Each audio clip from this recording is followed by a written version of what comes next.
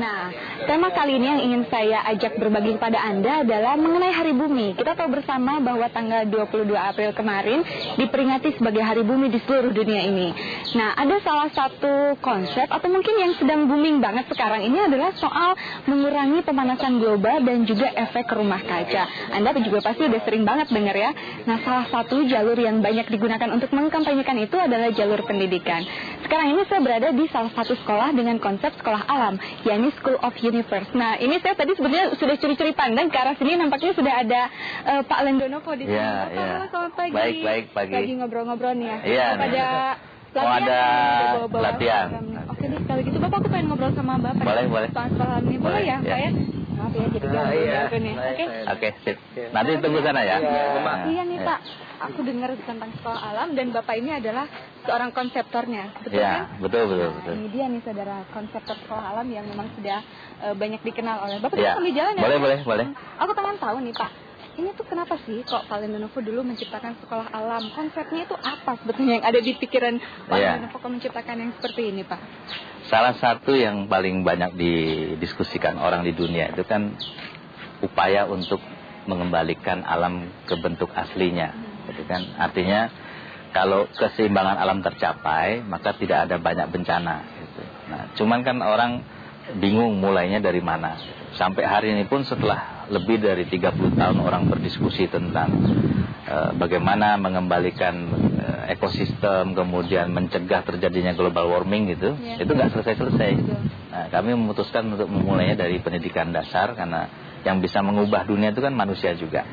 Nah, di School of Universe Bogor ini pun yang masuk di sekolah ini adalah mulai anak-anak usia playgroup ya Pak, sampai sekolah menengah, betul? Iya, dari paling basic sampai paling tinggi. Dan kalau saya perhatikan juga ini kan bangunannya seperti ini gitu, dan juga ada yang di sebelah sana pakai bambu, udah terbuka banget sama alam, banyak pohon gitu Pak. Memang harus begini ya Pak? Atau gimana? Iya, kalau kita mau mewujudkan sebuah konsep kehidupan yang ramah lingkungan, dari mulai aspek tamannya, arsitekturnya, model belajarnya, semua yang ada di sini tuh harus benar-benar mencerminkan ramah lingkungan. Supaya apa? Supaya siswa itu begitu dia melihat, dia bisa membayangkan someday kalau dia jadi pemimpin, jadi orang besar, dia akan melakukan hal yang sama. Nah, kalau bedanya Pak dengan sekolah lain, kalau dulu saya tentu saja nggak sekolah di kurikulumnya tuh yang apa ya, udah strict banget seperti itu gitu. Nah, kalau di sini gimana Pak anak-anak sekolah belajarnya Pak, siswa-siswinya? Iya, kita kan sebetulnya punya kurikulum khas sekolah alam. Kurikulum khas sekolah alam itu ada 3 pokok pembelajaran. Yang pertama, membentuk karakter supaya orang menjadi baik dan berbuat baik kepada orang sekitarnya, lingkungannya. Yang kedua itu punya logika yang baik, sehingga kalau dia menciptakan teknologi, sains itu yang ramah lingkungan. Yang ketiga itu punya sifat kepemimpinan gitu, supaya dia bisa memimpin masyarakat untuk sama-sama melestarikan alam. Kira-kira seperti itu. Nah, karena khasnya kurikulum kita metode belajarnya juga beda. Beda ya Pak? Ya, kalau kita dulu di kelas. Iya, kita 70% lebih banyak di alam gitu. Dia belajar sains, teknologi, fisika, matematik itu langsung applied. Kalau dulu kan kita dengerin guru nulis dan nyatet, tapi kita tidak tertanam di kita gitu. Kalau dengan pola yang sekarang tuh akan berubah. Seperti yang tadi kita lihat juga ya, berkepentingan murid itu udah bawa stick. Kalau zaman dulu mana boleh Pak gitu kan. Kalau bawa seperti itu, kalau di sini justru memang dididik untuk mengembangkan apa potensi yang ada di dirinya. Betul. Jadi kan Tuhan itu menciptakan setiap manusia itu unik. Ada yang jago untuk bikin gambar sebagai wartawan, ada yang pinter berdebat untuk wawancara, ada yang pinter bermusik, ada yang pinter fashion, ada yang pinter berkebun. Nah, sekolah itu tidak bisa memfasilitasi itu. Dan itu yang ini yang kita tekankan di sini gitu. Sehingga semua orang itu menjadi berguna dan menjadi yang terbaik di bidangnya masing-masing untuk masyarakat gitu. Dan dari dini sudah mulai digali potensi. Even misalnya dia matematiknya merah, fisikanya merah, segala macam, dia pasti punya keunikan, punya bakat yang dibutuhkan oleh publik.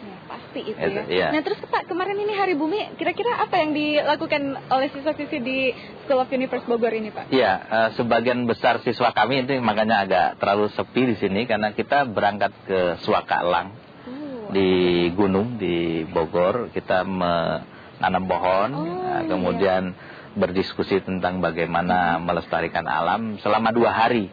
menginap di sana. Di sana menginap. Anak-anak umur 6-7 tahun sudah menginap sana. Sudah bisa. Nah ini Pak, bukan hanya di sini saja loh Pak yang punya cara unik untuk memperingati Hari Bumi Pak. Ada sekolah alam lain, ini juga untuk saudara di rumah di Depok Pak. Di sana juga siswa-siswinya memperingati Hari Bumi kemarin dengan cara yang unik. Kita pasti pengen tahu ya Pak ya, seperti apa. Ini dia liputannya untuk Anda. Terima kasih.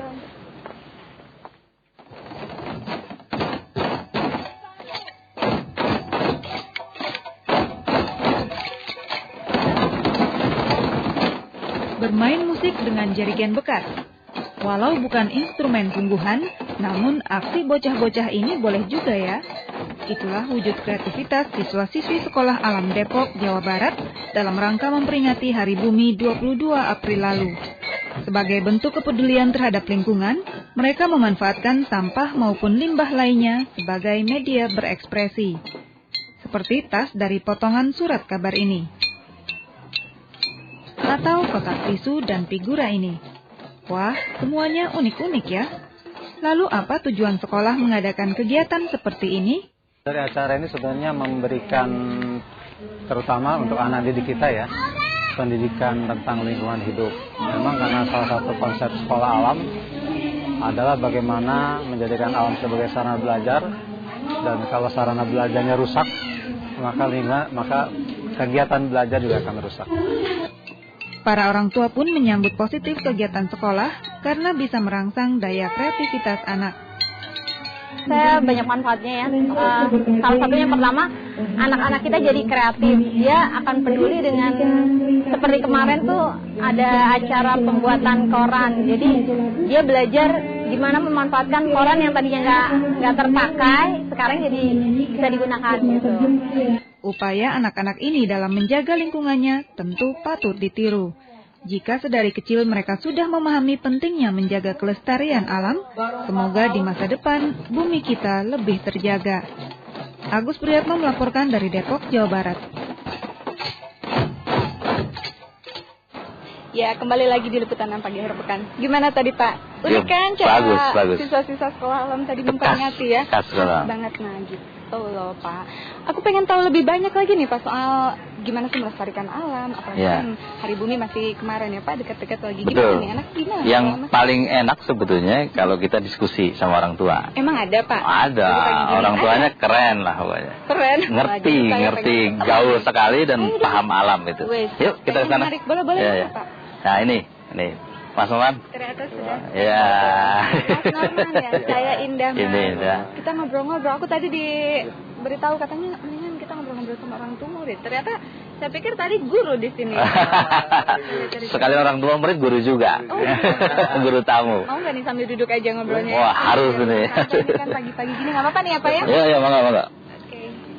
Iya, aku pengen nanya sama Mas Norman ini kan.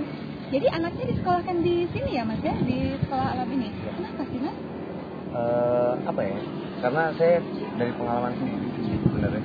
Jadi saya juga belajar banyak teman sekolah S2 sampai ngomongin Pak Rendo juga. Sampai S2 tiba-tiba pekerjaan sulit. Dia nggak bisa bertahan hidup.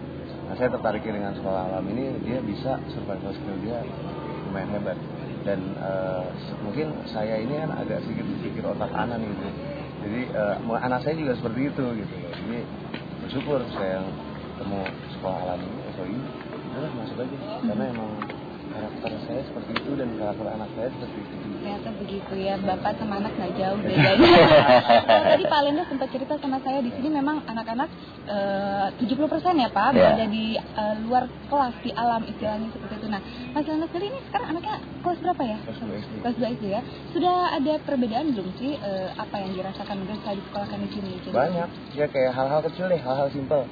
Kita nggak tahu pertumbuhan toge itu berapa lama gitu, saya nggak tahu gitu ya. Tapi dia tahu ini ntar masa ininya ini, masa suburnya ini. Saya bingung sendiri. Akhirnya, oh berarti kamu ntar kalau pekerjaan saya bisa jadi petani. Iya justru petani. Bisa kalau dulu kayaknya saya gitu ya, kita ya kita nggak tahu sampai sejauh itu. Tahunya makannya aja.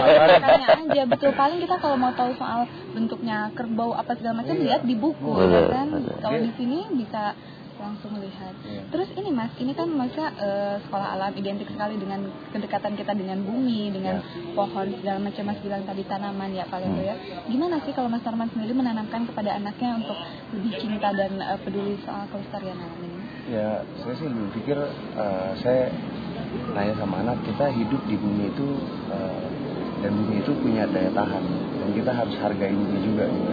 Kayak misalnya selama kita hidup di dalam bumi ini, kita menghargai bumi. Gimana caranya bisa membuat bumi ini aman, kita hidup di situ gitu. Jadi otomatis harus tahu gimana caranya memelihara lah istilahnya, memelihara terus. Karena kan semakin kesini kan semakin banyak bencana. Betul. Udah gitu banyak kejadian-kejadian yang kita nggak tahu juga gitu loh. Nah itu dia, saya juga pengen ke sekolah-sekolah gitu, atau kalau bisa ke Dikdikbud lah, gitu Pak. Caranya penanggulangan bumi ya. Ada pelajarannya gitu. Karena tambah lama nih kan bumi makin panas. Iya, Nanti itu pagi-pagi dia, aja kayaknya udah keringetan gitu ya nggak sih? Itu dia yang harus kita peduli. Nah kalau di sekolah nih sebetulnya ada apa aja sih Pak?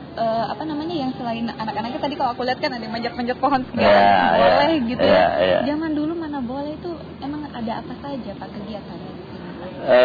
Kegiatan belajar mengajarnya itu sebetulnya semuanya didesain itu terintegrasi. Jadi kalau misalnya dia ingin bermusik yang ramah lingkungan. Kalau dia ingin misalnya berolahraga yang ramah lingkungan. Kemudian kalau dia bikin properti yang ramah lingkungan. Konsepnya memang ramah lingkungan. Betul. Jadi semua aspek pendidikan, apakah fisika, matematik, biologi, itu semuanya bisa dirancang yang sesuai dengan ramah lingkungan gitu. Kalau kita pakai air itu bisa nggak didaur ulang? Gimana caranya? Kita belajar teknologinya. Sehingga diajarin Pak. Semua diajarkan. Kalau anaknya Mas Arman apa nih? Main musik lagi jangan-jangan? Seperti bapaknya. Kayaknya pemusik juga gitu. Iya, dia suka. Jadi di sini ada musik rombeng ya. Ya, rombeng, musik barang bekas. Itu saya excited gitu. Pertama ngelihat ini barang-barang bekas bisa jadi suatu instrumen atau suara-suara yang bisa kita nikmati. Jadi akhirnya terobosan baru juga gitu kan, dan kita menunjukkan sekarang yaudah kita menghargai bumi, kalau bukan dari diri kita sendiri kapan sih kalau orang pasti akan itu. Ya, setuju itu juga, dan saudara di rumah juga pasti setuju kalau melestarikan bumi, mencintai alam itu memang harus dimulai dari diri sendiri, mulai dari rumah dulu gitu ya. Nah ini tadi ngomong-ngomong soal derombeng, aku kayaknya juga mau melihat lagi ya nanti setelah yang ini. Boleh. Apa sih sebetulnya kreativitas siswa-siswi di School of Universe ini memanfaatkan barang-barang bekas ya Pak ya, didaur ulang bahkan menjadi instrumen musik yang pastinya menarik dan bisa menghibur. Nanti saudara kami akan kembali setelah yang berikut ini, tetaplah bersama kami.